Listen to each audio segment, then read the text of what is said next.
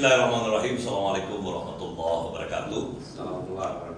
Alhamdulillahirrahmanirrahim. Puji syukur kehadirat Allah Subhanahu wa taala atas segala nikmat, segala kesempatan, wabil khusus nikmat Ramadan yang sementara kita masih jalani. Shalawat kepada baginda Nabi Muhammad SAW berserah diri pada apa-apa yang telah diwajarkan, diwasiatkan kepada kita semuanya. Pemirsa channel MUI yang dirahmati Allah Subhanahu wa taala, hari ini kita bertemu kembali dalam acara Ramadan bersama MUI Jakarta Selatan. Dan pada edisi hari ini kami sudah kehadiran tamu, yaitu para praktisi dakwah yang ada di Jakarta Selatan. Saya perkenalkan narasumber kita yang pertama, yaitu Bapak Kiai Haji Hamzah Ahmad Esos MM. Assalamualaikum. Sehat ya? Alhamdulillah. Walaupun suasana puasa, yang penting semangat ya, Dan alhamdulillah beliau adalah Ketua Bidang Dakwah MUI Jakarta Selatan dan juga anggota GNPF Nasional Bidang Organisasi dan Kaderisasi. Narasumber kita yang kedua yang sudah hadir yaitu Bapak Kiai Haji Ansori Ishak SQ SAG. Assalamualaikum Kiai. Masya Allah, sehat ya? Alhamdulillah. Beliau adalah anggota bidang dakwah MUI Jakarta Selatan yang akan mengupas hal-hal yang berkenaan dengan bagaimana kita menikmati dakwah, ya tentunya yang bersumber dari ajaran-ajaran Rasulullah SAW. Nah, pemirsa yang dirahmati Allah, hari ini kita akan mengupas tentang bagaimana kita membangkitkan dakwah di bulan yang penuh berkah ini, bulan Ramadan.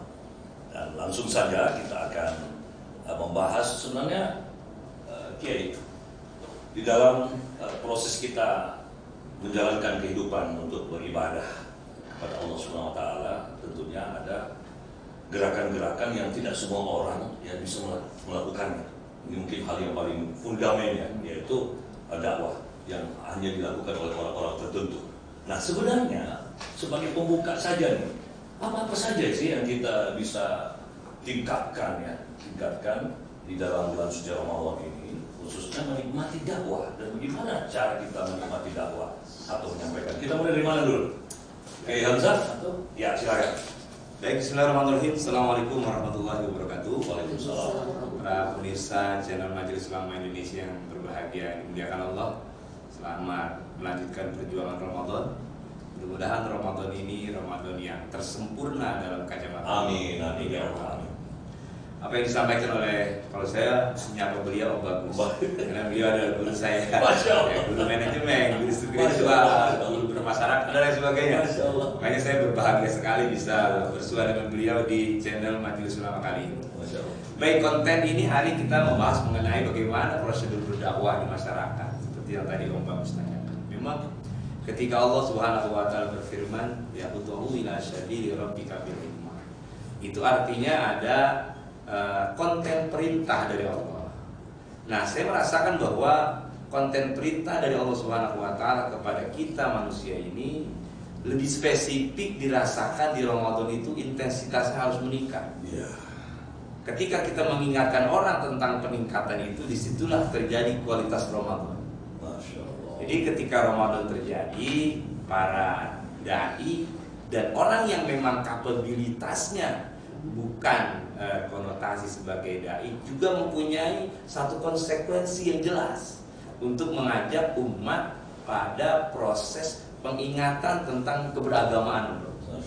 Ini saya memberikan ilustrasi Ramadan itu adalah tingkat kulminasi tertinggi fluktuitas spiritual umat terjadi di Ramadan. Subhanallah. Makanya jadi kalau kita sedikit saja nukil ud'u ila sabili rabbika bil hikmah. Jadi hikmah yang paling mendasar terdapat di Ramadan. Ramadan ini sungguh sangat luar biasa. Ya, ibaratnya bulan berkah untuk kita semua. Bukan hanya orang yang awam, tapi orang-orang yang memang mempunyai kapabilitas tanggung jawab terhadap umat, itu luar biasa.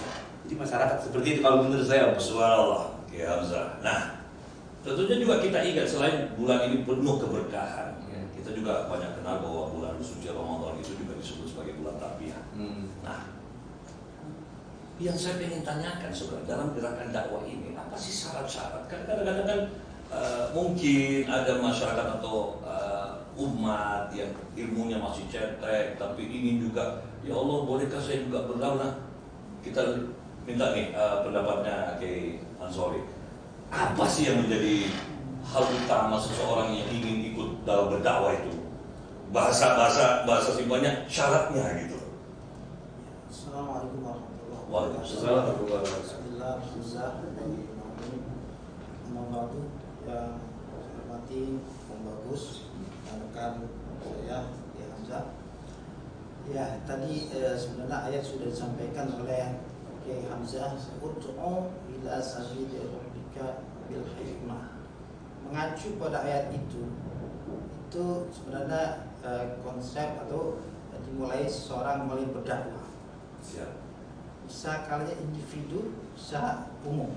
Dari ayat itu ud'u. Ya. Kalau dijamakan ud'u, ya, da'ayatu ud'u. Kalau dibuang wawunya berarti dia pribadi. Nah, gitu. Jadi dari situ kewajiban seorang bisa berdakwah. Bukan hanya seorang dai saja. Oh, iya.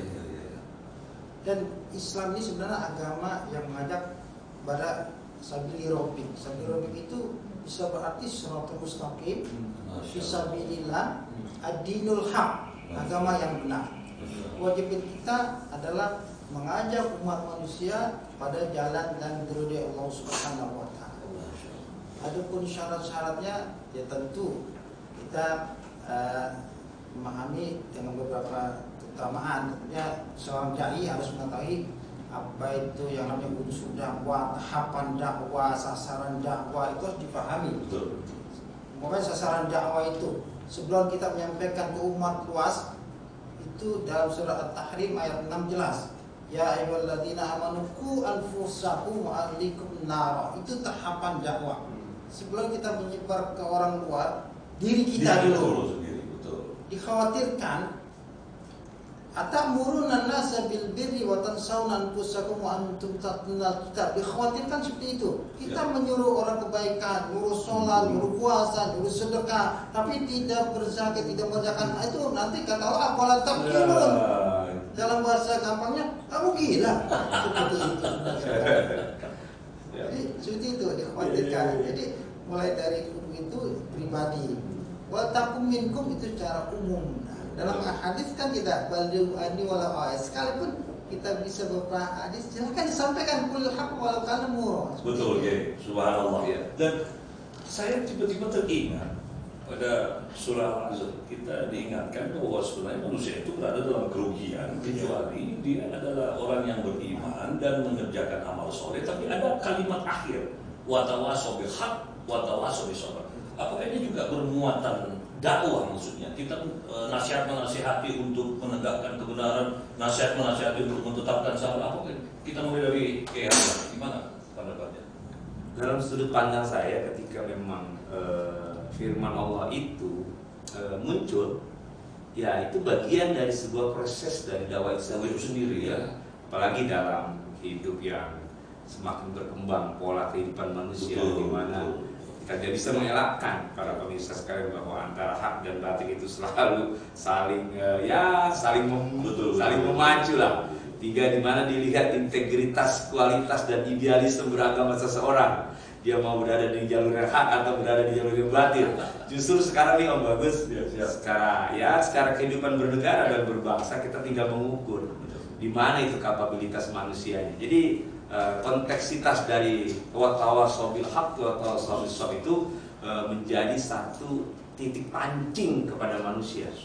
Mau tidak dia untuk melakukan itu, memberikan yang definisi kepada umat. Oh ini yang hak, oh ini yang batil. Mau berada di mana dia? Betul. Jadi kalau bisa tetap itu bagian dari perjuangan dakwah. Betul. Apalagi, ya begini juga ya. Ada satu yang menarik kadang-kadang. Ketika kita melihat sesuatu itu tidak benar menurut pandangan agama baik syariah maupun fikih, kadang-kadang ada orang yang masih berasumsi seperti ini kayak, waduh saya nggak enak, nanti dia tersinggung. Nanti sudah. Nah, padahal sebenarnya kita tahu bahwa dakwah itu ada adab-adabnya, ya. Tapi kan ada juga perintah sampaikanlah kebenaran itu walaupun istilahnya pahit gitu loh ya.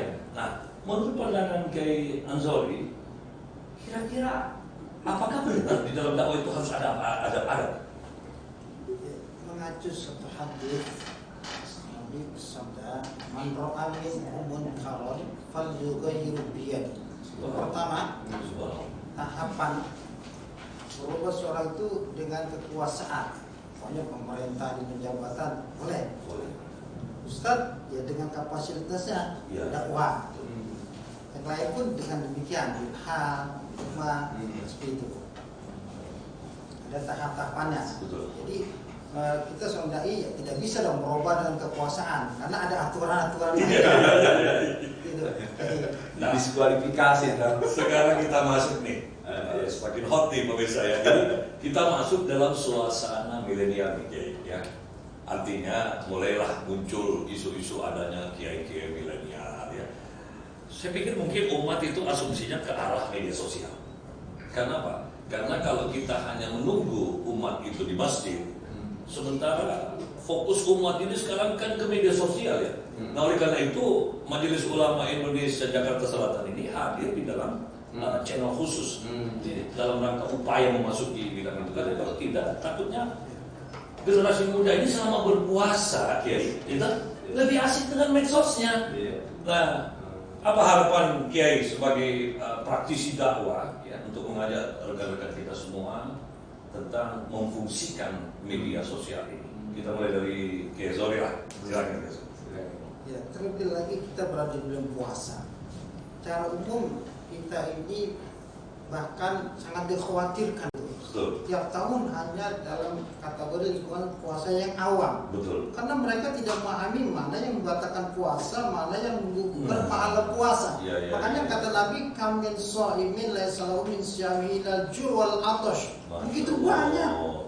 Ini harus diperhatikan, begitu banyak orang yang berpuasa hanya tidak mendapatkan apa-apa, lapar hanya haus saja. Karena dia dipikir puasa hanya cuma menahan lapar haus, padahal semua anggota harus kalau mau alakum tatakun ya harus itu diperhatikan. Nah, jadi paling tidak bukan hanya lambung yang puasa, mata puasa, telinga puasa. Nah, ini yang betul-betul ada di masyarakat kita yang harus diingatkan, Kiai. Karena pesan-pesannya Kiai Hamzah nih kepada pemirsa channel MUI, apa nih tips-tips menghadapi godaan media sosial di dalam mempertahankan diri menuju ke bulan penuh berkah? Jangan sampai ini dikatakan oleh Kiai Zohri tadi hanya dapat lapar dan haus, ya terus begitu penghujung hore, padahal horenya ini hore kosong.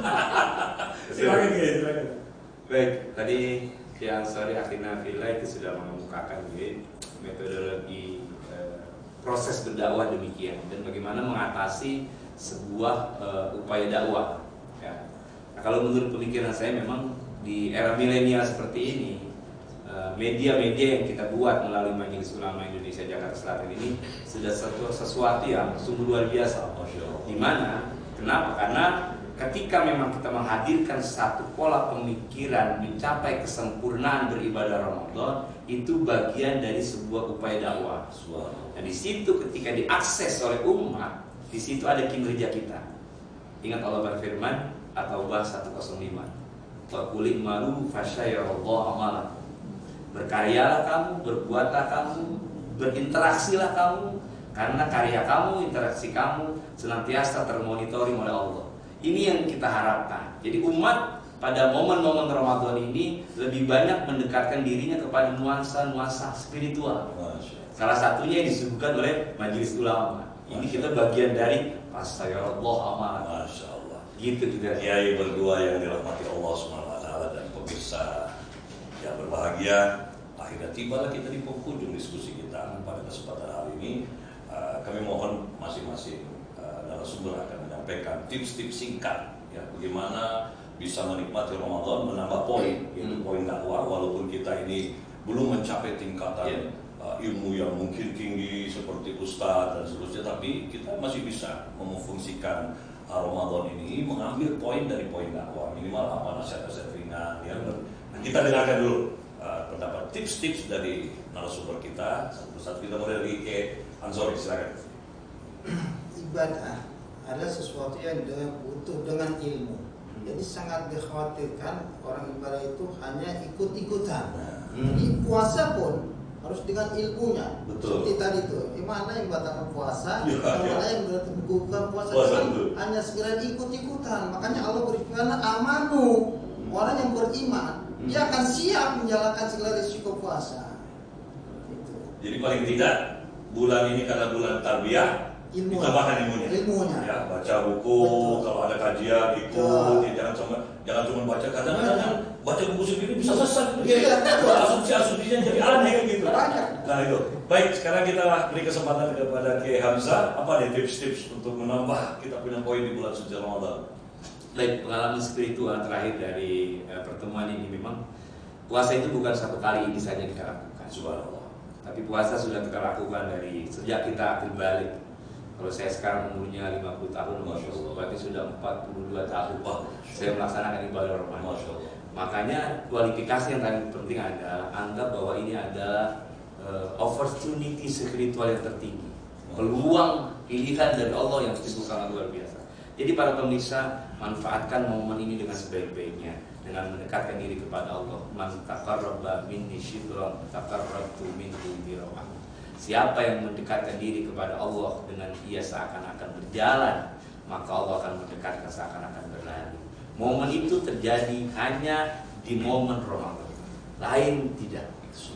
Saya rasa itu bagus. Alhamdulillah, terima kasih kepada Kiai Hamzah dan Kiai Zori yang sudah berkenan hadir di studio MUI Jakarta Selatan.